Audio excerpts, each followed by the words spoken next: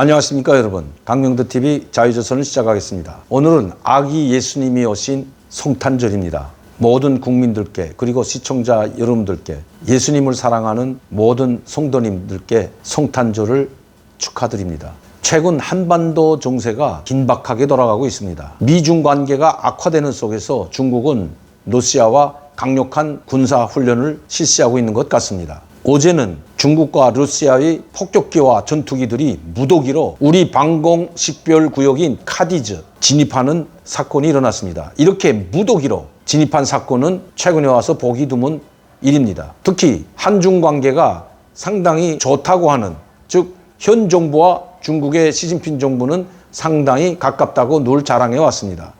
그런데도 우리에게는 사전에 알리는 건 둘째치고 이 카디즈에 무더기로 전투기들을 통과시키고도 잘못했다는 말은 고사하고 오히려 뽀조시 그것을 인터넷상에 올리고 시위하는 행위까지 감행하고 있습니다. 국가의 안보와 국민의 안전과 생명을 책임진 대통령이나 국방부의 이 한심한 행위를 보면서 정말 누구를 믿고 살아가야 할지 참 답답하기만 한 것이 현재 국민들의 마음이라고 생각합니다. 최근에 저는 여러분들께 북한의 움직임이 심상치 않다고 말씀드렸습니다. 북한 주민들이 먹고 살기가 힘들어서 아우성치고 있고 통곡 소리가 울려나오고 있는데도 불구하고 김정은은 거기에는 아랑곳하지 않고 오직 모든 국가 역량을 군수품 생산에 총동원하고 올인하고 있다는 것 여러 차례 말씀드렸습니다. 그런데 우리는 거기에 대비는 고사하고 국론이 분열되고 국민이 둘로 갈려 난투극을 벌이는 상황으로 치닫고 있습니다. 우파와 좌파가 두로 갈라져서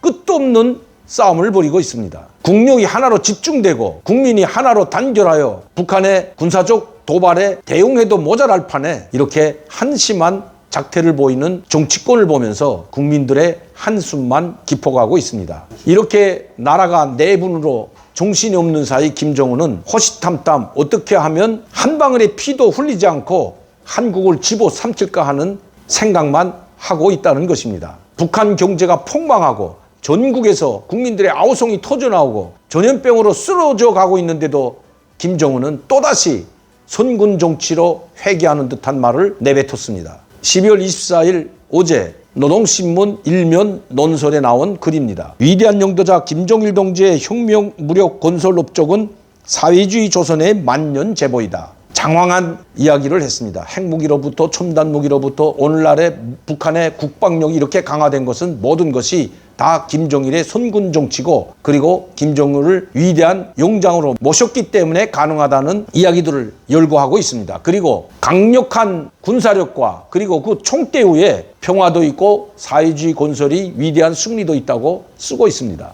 다시 말씀드리면 오직 군대의 모든 것을 올인하겠다는 김정은의 선군 정치로의 회귀라고 해도 과언이 아니라는 것입니다. 한번 보시겠습니다. 이렇게 쓰고 있습니다. 제국주의 반동들의 반공화국 고립말살 책동이 계속되고 모든 것이 부족하고 어려운 적에서도 사탕 없이는 살 수 있어도 총알이 없이는 살 수 없다는 투철한 총대 중시 입장을 지니시고 국방공업 발전에 선차적인 힘을 놓으신 것은 조국과 인민의 운명을 끝까지 책임지시려는 숭고한 사명감으로 김정일에 대한 칭송을 하고 있습니다. 여러분, 사탕 없이는 살 수 있어도 총알 없이는 살 수 없다. 사탕이라는 말은 곧 쌀이 없이는 살 수 있어도 이 말과 똑같은 것입니다. 왜냐하면 그 전에 바로 어떤 어려움과 역경 속에서도 많은 어려움이 있다는 것을 스스로 인정하고 있습니다.